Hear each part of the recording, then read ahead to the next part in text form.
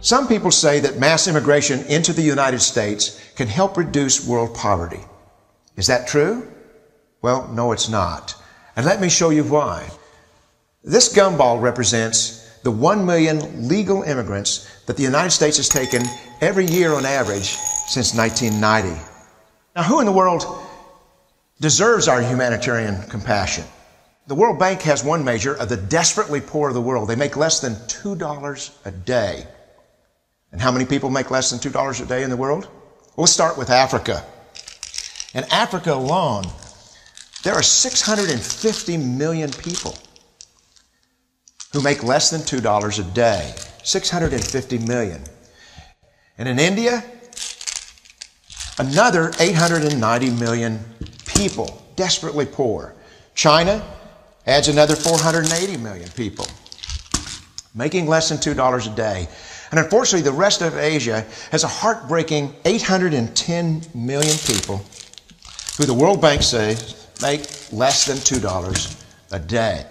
And finally, there's 105 million of Latin America's population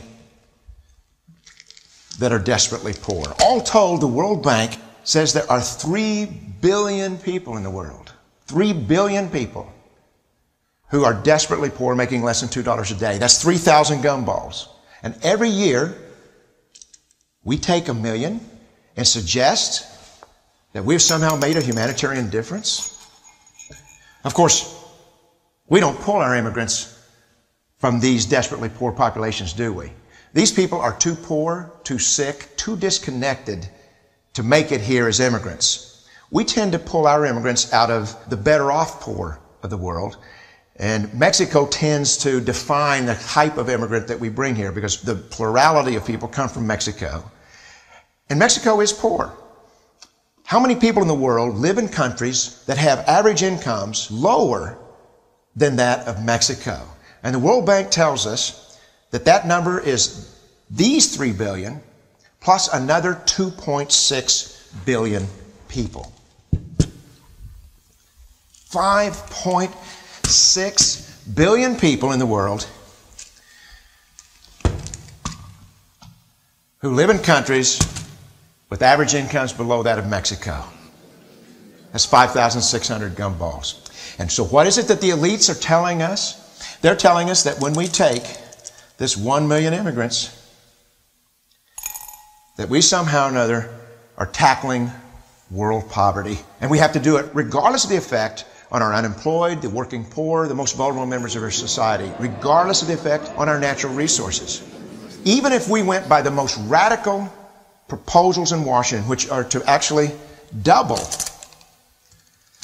our immigration to 2 million a year, which would totally overwhelm our physical, natural, and social infrastructures, we couldn't make a noticeable difference. And we may be really hurting the impoverished people of the world because the million that we do take are among the most energetic, often the better educated, certainly the most dissatisfied people that if they did not immigrate would be the agents for change to improve the lot of all the people in these countries. The true heroes in the global humanitarian field are the people in these countries who have the wherewithal to immigrate to another country, but instead stay in their countries, to apply their skills to help their fellow countrymen. Unfortunately, our immigration system tends to entice these very type of people to abandon their countrymen. The impossibility of making even a dent is actually worse than it looks here. Because last year, when we took 1 million immigrants, these countries added, births over deaths, 80 million more people into the impoverished population. And this year, Congress is bringing in 1 million legal immigrants. And this year, according to the United Nations, these countries are expected to add another 80 million people. And next year, you can be quite sure that Congress, unless stopped by the American voters, will bring in another 1 million immigrants.